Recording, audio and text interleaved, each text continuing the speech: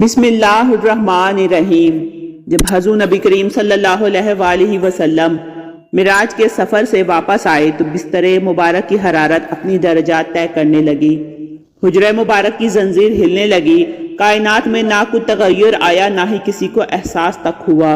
روح البیان میں ہے کہ نبی کریم صلی اللہ علیہ وآلہ وسلم نے صبح ہوتے ہی اس واقعے کا ذکر اپنی چچا زاد بہن ام ہانی سے فرمایا۔ انہوں نے عرض کی، قریش سے اس کا تذکرہ نہ کیا جائے، لوگ انکار کریں گے۔ آپ صلی اللہ علیہ وآلہ وسلم نے فرمایا، میں حق بات ضرور کروں گا، میرا رب سچا ہے اور جو کچھ میں نے دیکھا وہی سچ ہے۔ تو آپ صلی اللہ علیہ وآلہ وسلم خانہ کعبہ میں تشریف لائے۔ خانہ کعبہ کے آس پاس قریش کے بڑے بڑے لوگ جمع تھے۔ آپ صلی اللہ علیہ وآلہ وسلم مقام حجر میں بیٹھ گئے اور لوگوں کو مخاطب کر کے واقعہ معراج بیان فرمایا۔ مخبر صادق حضرت محمد صلی اللہ علیہ وآلہ وسلم کا تذکرہ کو سن کر کفار و مشرکین ہنسنے لگے اور مذاق اڑانے لگے۔ ابو جہل بولا، کیا یہ بات آپ پوری قوم کے سامنے کہنے کے لیے تیار ہیں؟ آپ نے فرمایا، بے شک۔ ابو جہل نے کفار مکہ کو بلایا اور جب تمام قبائل جمع ہو گئے تو حضور نبی کریم صلی اللہ علیہ وآلہ وسلم نے سارا واقعہ بیان فرمایا۔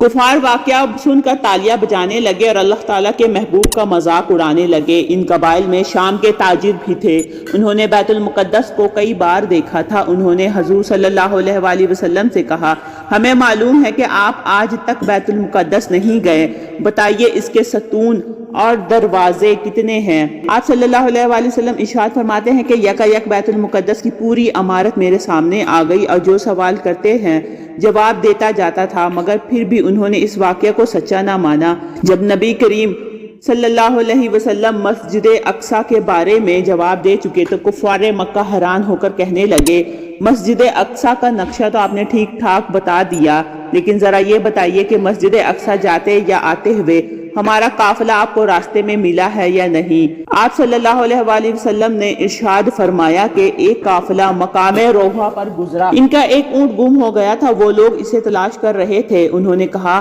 ہاں ٹھیک ہے، یہ بہت بڑی نشانی ہے۔ پھر حضور صلی اللہ علیہ وآلہ وسلم نے فرمایا کہ میں فلاں قافلے پر بھی گزرا، دو آدمی مقام ذی طویٰ میں ایک اونٹ پر سوار تھے، ان کا اونٹ میری وجہ سے بدک کر بھاگا اور وہ دونوں سوار گر پڑے، ان میں ایک فلاں شخص کا ہاتھ ٹوٹ گیا، جب وہ آئیں تو ان دونوں سے یہ بات پوچھ لینا۔ انہوں نے کہا، اچھا، یہ دوسری بڑی نشانی ہوئی۔ اس واقعے کی سچائی کو دل سے مانا اور اس کی تصدیق کی، مگر ابو جہل حضرت ابو بکر صدیق رضی اللہ تعالی عنہ کے پاس دوڑا گیا اور کہنے لگا، اے ابو بکر، تو نے سنا ہے کہ محمد صلی اللہ علیہ وسلم کیا کہتے ہیں؟ کیا یہ بات تسلیم کی جا سکتی ہے کہ رات کو وہ بیت المقدس گئے اور آسمانوں کا سفر طے کر کے بھی آ گئے؟ حضرت ابو بکر صدیق فرمانے لگے، اگر میرے آقا صلی اللہ علیہ وآلہ وسلم نے فرمایا تو ضرور سچ فرمایا ہے، کیونکہ ان کی زبان پر جھوٹ نہیں آ سکتا۔ میں اپنے نبی کی سچائی پر ایمان لاتا ہوں۔ کفار بولے، ابو بکر، تم کھلم کھلا ایسے خلاف عقل بات کیوں صحیح سمجھتے ہو؟ اس عاشق صادق نے جواب دیا، میں تو اس سے بھی زیادہ خلاف عقل بات پر یقین رکھتا ہوں، یعنی باری تعالیٰ پر۔ اسی دن سے حضرت ابو بکر کو دربار نبوت سے صدیق کا لقب ملا۔ سبحان اللہ۔ اس طرح کی مزید انفارمیٹیو ویڈیو کے لیے میرے چینل کو لائک اور سبسکرائب کریں۔ ملتے ہیں نیکسٹ ویڈیو میں، رکھیے گا اپنا بہت سا خیال۔ اللہ حافظ۔